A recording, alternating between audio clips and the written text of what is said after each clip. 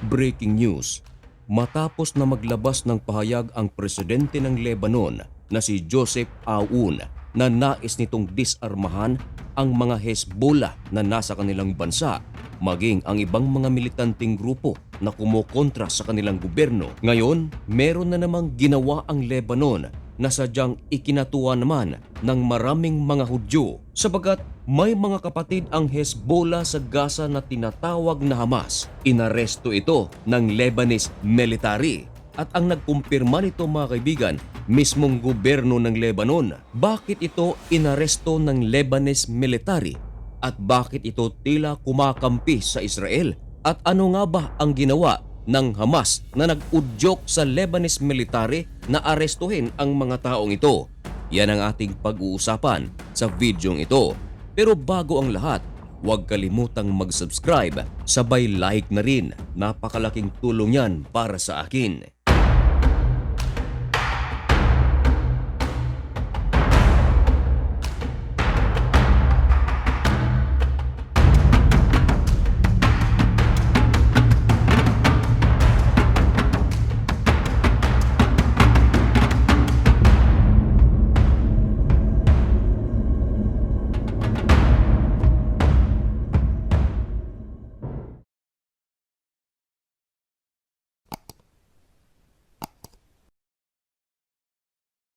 Maligayang pagbabalik mga kaibigan.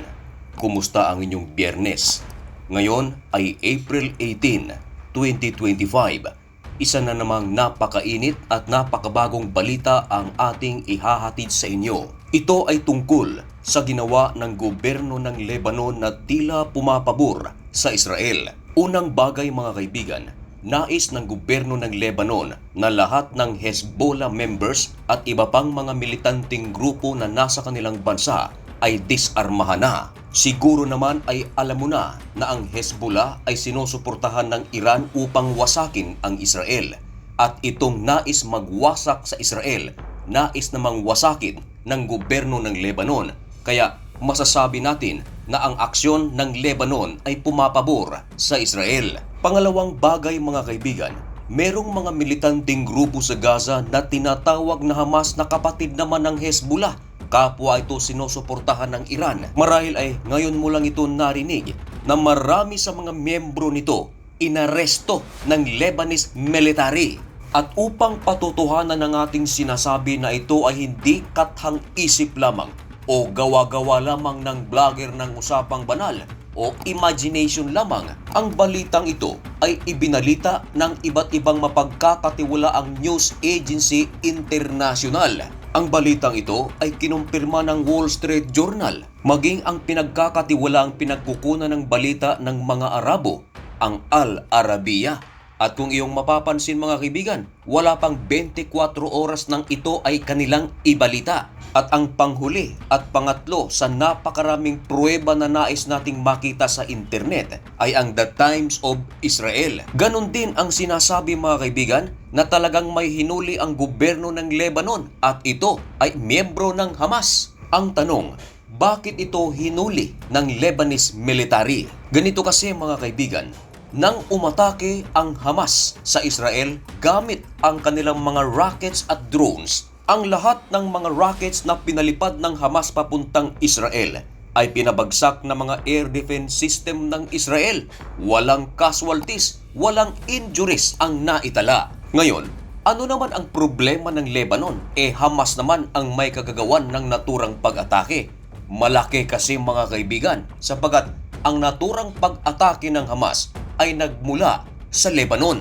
Kung baga mga kaibigan, ang Hamas members na ito, itinira nila ang kanilang mga rockets, hindi ginamit ang kanilang bansang Gaza, kundi sinadya nila na ito ay pumunta sa Lebanon upang kung magsagawa ng investigasyon ang IDF at kung malaman na ito ay nagmula sa Lebanon, marahil ay alam nyo na kung ano ang gagawin ng IDF. At tama ang inyong iniisip dahil naghiganti ang IDF. Nagpalipad ito ng kanilang mga fighter jets at ito ay tumungo hindi sa Gaza upang paghigantihan ang Hamas, kundi ito ay nagtungo sa Lebanon upang paghigantihan ang Hezbollah. Napakalaki ng damage na natamo dahil sa airstrike ng Israel. Maraming mga buildings ang nawasak, maraming mga lugar ang hindi na mapuntahan ng mga sibilyan dahil sa napakalaking pinsala na natamo. Ayon sa masusing pag-iimbestiga ng gobyerno ng Lebanon, napag-alaman na hindi raw Hezbollah ang may kagagawan ng naturang rocket strike sa Israel. Napag-alaman ng gobyerno ng Lebanon na ang nag-target sa Israel ay miyembro pala ng Hamas at ginamit ang kanilang bansa. Ibig sabihin mga kaibigan, ginawa na namang shield ng Hamas ang Lebanon. Dito na nagalit ng husto ang presidente ng Lebanon na si Joseph Aoun at agad na nag-utos na magsagawa ng operasyon at ang operasyon na ito ay hulihin ang naturang mga Hamas members na nagpalipad ng rockets papuntang Israel. Fortunately mga kaibigan, nagtagumpay ang Lebanese Army. Nahuli nila ang naturang mga Hamas operative at ngayon ay nasa kanilang kustodiya at nahaharap sa mga interrogation. Marami tuloy ang mga nagsasabi, swerte pa rin ang Hamas dahil ang nakahuli sa kanila, Lebanese Army. Dahil kung IDF yon, ay baka hindi na sila hulihin. Alam nyo na ang ibig kong sabihin. Pero aminado mga kaibigan ang gobyerno ng Lebanon na sa nahuling mga Hamas operative, meron pala rito Lebanese. 2 Lebanese to be exact.